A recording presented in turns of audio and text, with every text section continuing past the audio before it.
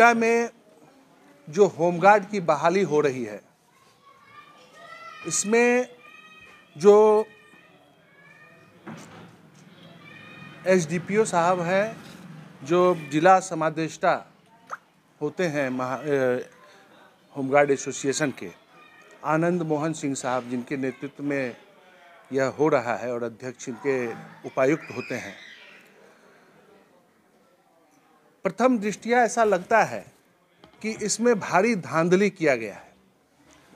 जो हमारे home guard association के जिला अध्यक्ष जो हमको इस पूरी घटना से अवगत कराए, जिन्होंने हमें एक ज्ञापन के माध्यम से यह विषय की जानकारी दी, इसमें प्रथम दृष्टिया जो रजिस्टर्ड है और जो पुराना रजिस्टर जिस समय 18 में क्लोज हुआ था, उसमें 133 लोगों का यह स्पष्ट दिख रहा है।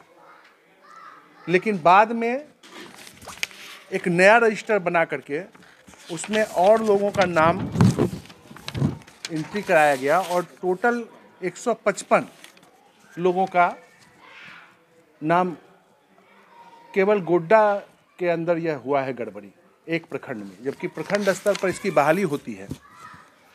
पवन कुमार गुप्ता जी हमारे साथ हैं, होमगार्ड नवनियुक्त संघ के ये अध्यक्ष हैं। हमारे साथ हमारे महामंत्री हैं कृष्ण कन्हैया जी।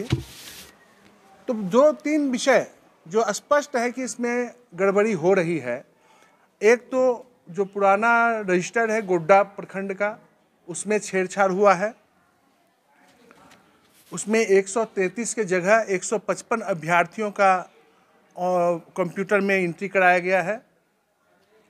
इस विषय पर जब वरीय अधिकारी से मैंने बात किया टेलीफोनिक, तो वो हमको आश्वस्त किए कि नहीं, ऐसा कोई गड़बड़ी नहीं हो सकता है, और शायद उस पर जांच प्रक्रिया भी प्रारंभ हो गया है इस कारण से। लेकिन गड़बड़ी गोड्डा में हुई है और जांच के बाद यह स्पष्ट हो जाएगा कि गोड्डा में 22 लोगों का अतिरिक्त नाम शामिल कराया गया है इस बहाली में।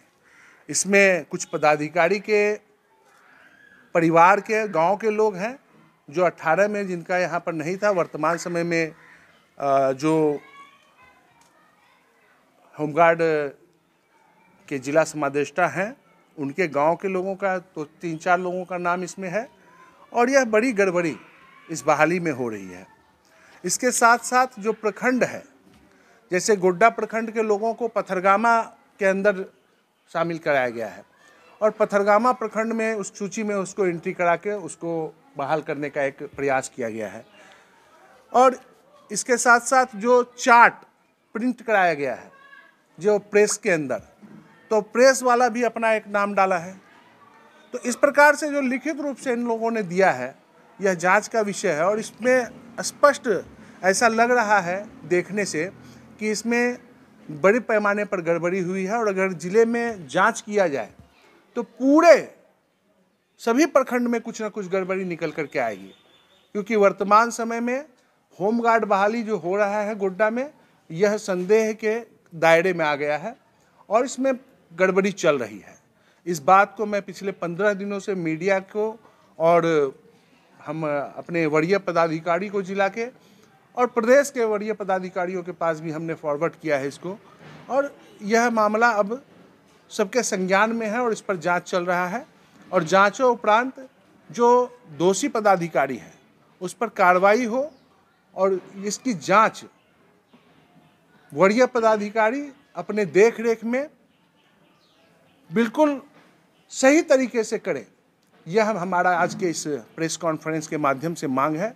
और गोड्डा के जो जायज़ लोग हैं जो 18 में इस बहाली के लिए अपना आवेदन किया, उन लोगों के का पुनः इस पूरी प्रक्रिया को ठीक करते हुए जो जेन्युइन लोग हैं, जो स्थानीय लोग हैं, उनका बहाली होमगार्ड में हो, यह आज के इस प्रेस कॉन्फ्रेंस के माध्यम से मैं अपने वरीय पदाधिकारी को और वर्तमान सरकार को यह मांग करना चाहता हूँ।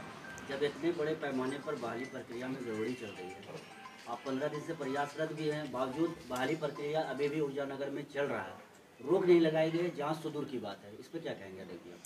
देखिए, सरकार इस प्रदेश के अंदर जिस प्रकार से चल रही है, लॉ इन ऑर्डर की जो परेशानियां हैं, इस कारण से चीज़ों को लगातार संघर्ष करने के बाद चीज़ें सामने आती है और कहीं ना कहीं सरकार के कारण पदाधिकारियों का मनः स्थिति जो है वह बहुत बदला हुआ है और वह बेलगाम हुए हैं। जिस प्रकार की घटना हुई है इस बहाली में, इसमें तो लोगों की नौकरी जानी चाहिए, लेकिन लोग निर्भीकता से इस तरह का काम कर रहे हैं, पूरे फाइल को बदलने का काम, रजिस्टर को बदलने का काम। तो बड़े पदाधिकारी अगर इस प्रकार का काम कर रहे हैं तो कहीं ना कहीं सरकार की स्थिति क्या है राज्य में, यह इस चीज़ को दर्शाता है। तो यह हेमंत सोरेन की सरकार है, इसलिए संघर्ष तो हम लोगों को करना पड़ेगा ऐसी चीज़ों के लिए।